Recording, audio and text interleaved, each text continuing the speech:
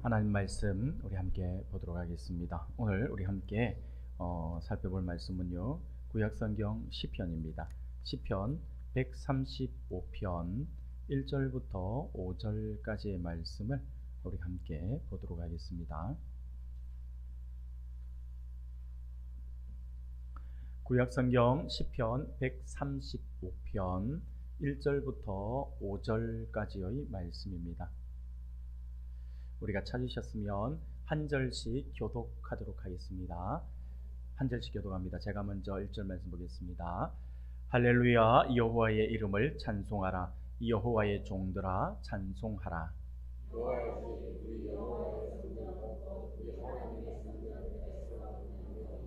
여호와를 찬송하라. 여호와는 선하시며 그의 이름이 아름다우니 그의 이름을 찬양하라.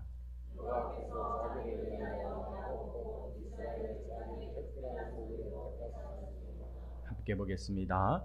내가 알거니와 여호와께서는 위대하시며 우리 주는 모든 신보다 위대하시도다. 아멘. 할렐루야. 네. 앞뒤 좌우로 우리 이렇게 한번 인사해 볼까요? 잘 오셨습니다 하고 인사하겠습니다. 잘 오셨습니다. 예. 예, 잘 오셨습니다. 예, 너무 귀한 시간인 것 같아요. 추수감사주일 날 이 오후에 이제 예배 마치고 2부 순서가 많이 기대가 됩니다. 많이 기대가 되는데 2부 순서가 우리 찬양 축제가 하잖아요. 이럴 때가 이 목회자 입장에서는요 참 난감해요. 왜냐하면 이 시간보다 뒤의 시간을 지금 더 기다릴 건데, 예, 제가 여기서 조금 길게 하면 또 밉상이 되는 거고, 예, 또 그것도 목사가 앞에서 하는데 또 짧게 해달라 소리는 못 하고 막 이렇게 난감한 것 같아요. 그럼에도 불구하고 제 갈 길을 가겠습니다. 예, 하나님 말씀 우리 함께 살펴보면서 은혜를 나누고자 합니다. 오늘 우리가 읽은 시편 135편의 말씀은요, 할렐루야로 시작해서 할렐루야로 끝나는 할렐루야 찬송시입니다. 그래서 135편의 주제를 한마디로 딱 정리를 해봐라 라고 한다면 아마 135편은 하나님 찬양, 이게 135편의 주제라고 할 수가 있습니다. 그런데 오늘 우리가 읽은 본문의 말씀을 가만히 살펴보며 하나님을 찬양하라 라고 시인이 이렇게 선포를 하고 있지만, 그냥 무조건 무작위로 무조건 너희들이 하나님 찬양해야 돼, 그냥 우리는 피조물이니까 찬양해야 돼 라고 이야기하는 것이 아니라, 오늘 본문을 보면 우리 하나님의 사람들이, 인생들이 하나님을 찬양해야 되는데 그 찬양해야 되는 이유에 대해서 간략하게 소개하고 있음을 보게 됩니다. 그러므로 오늘 우리가 목장별 찬양대회를 앞두고 왜 우리가 이렇게 하나님을 찬양하고 하나님을 높여드리는 그 일들을 우리가 행해야 될 것인지에 대해서 간략하게 한번 살펴보면서 하나님의 은혜를 나누고자 합니다. 사랑하는 여러분, 우리가 왜 하나님을 찬양해야 하는 걸까요? 우리는 늘 하나님을 찬양해야 된다라고 이야기하고, 심지어 많은 사람들이 하나님의 백성들인 우리 사람들의 제일된 목적이 무엇입니까? 라고 물었을 때는 먼저 하나님을 영화롭게 하는 것과 그를 즐거워하는 것이다 라고 하는 우리의 웨스트민스터 신앙 고백에서 우리가 그를 볼 수가 있거든요. 그런데 그 외에도 우리가 어떤 존재입니까? 하나님이 우리를 만드신 이유가 뭡니까? 라고 물어보면 대부분의 사람들이 하나님을 찬양하기 위해서, 하나님은 나를 찬양하기 위해서 우리를 만들었다라고 말씀해 주시잖아요. 근데 구체적으로 우리가 한번 살펴보자 이거죠. 오늘 본문에서 구체적으로 왜 우리가 하나님을 찬양해야 되는지에 대해서 설명을 하고 있습니다. 오늘은요 짧은 시간이기 때문에 두 가지 정도로만 간략하게 말씀을 드리겠습니다.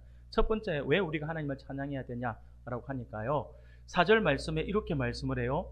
여호와께서 자기를 위하여 야곱 곧 이스라엘을 자기의 특별한 소유로 택하였음이로다 라고 말씀을 합니다. 쉽게 말씀을 드리면 우리가 하나님을 찬양해야 되는 이유가 바로 여기에 있어요. 이스라엘이 하나님의 소유라고 하는 특별한 관계에 있기 때문이다라고 하는 거죠. 오늘 우리가 영적 이스라엘로서 하나님과의 우리의 관계가 아주 특별한 관계에 있기 때문에 우리가 하나님을 찬양해야 된다라고 말씀을 합니다. 여기서 특별한 소유라고 이렇게 말씀을 하잖아요.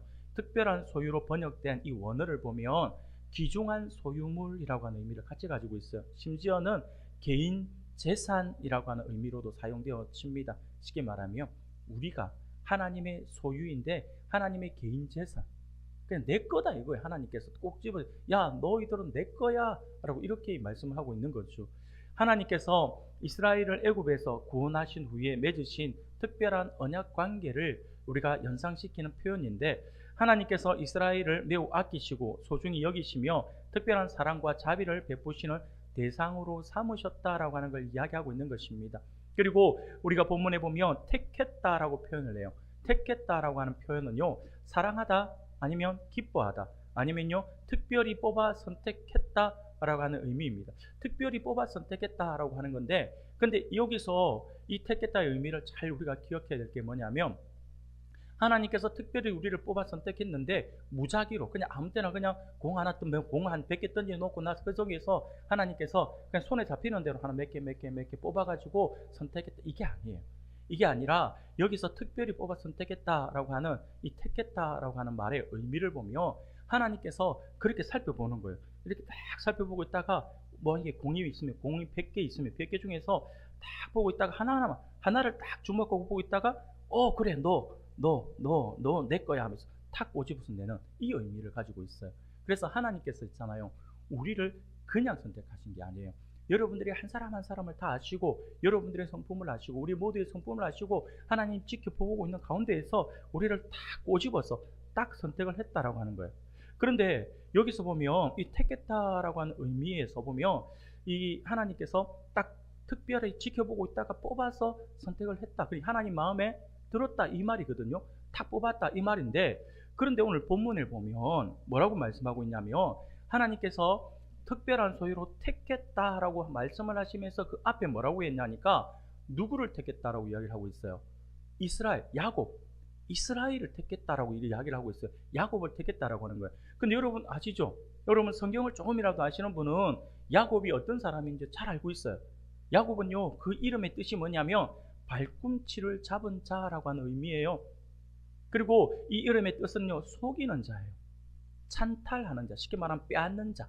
여러분 야곱은 계속 빼앗았어요. 형님 거 계속 빼앗았잖아요. 빼앗는 거, 심지어 장자권까지 빼앗아갔어요.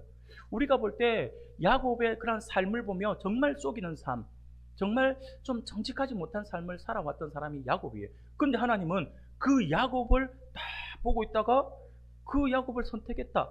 하나님의 어떤 거룩성에서 볼 때는 뭔가 좀 이상하다, 모순이 있다고 보여져요. 왜냐하면 야곱이 신실한 사람이 아니었잖아요. 그럼에도 불구하고 하나님께서 그를 택했다라고 하는 거예요. 그러면 이게 주고 있는 의미가 뭘까요?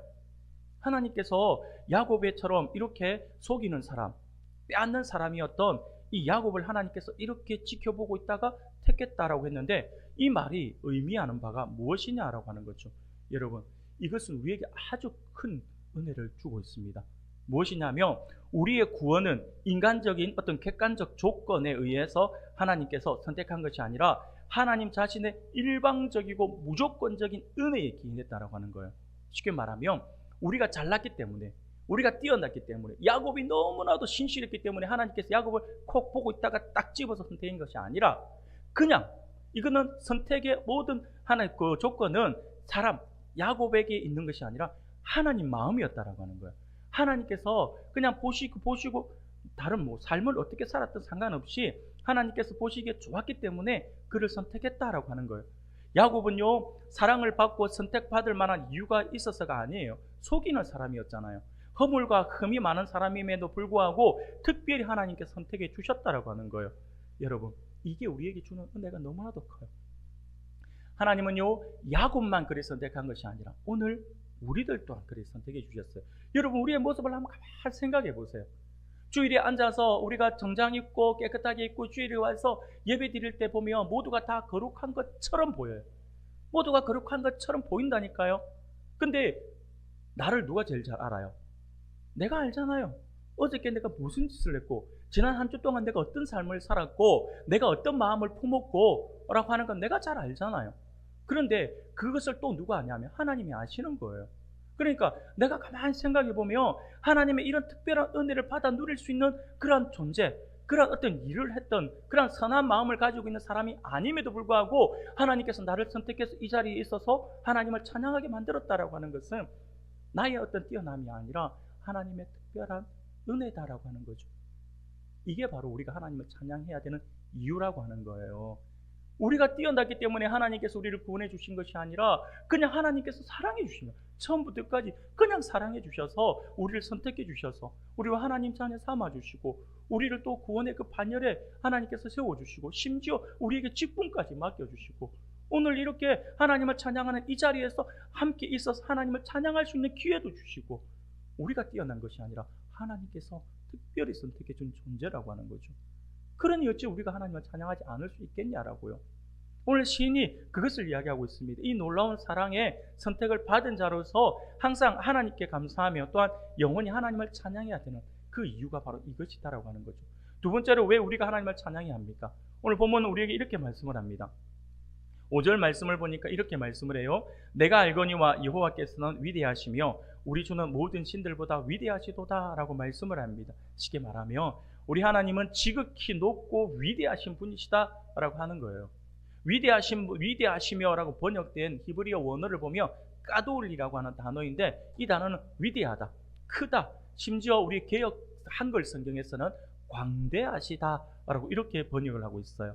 그래서 이 까돌의 의미는요, 모든 피조물과의 차원을 달리하는 하나님의 무한하며 절대적인 신성을 나타내는 표현이거든요.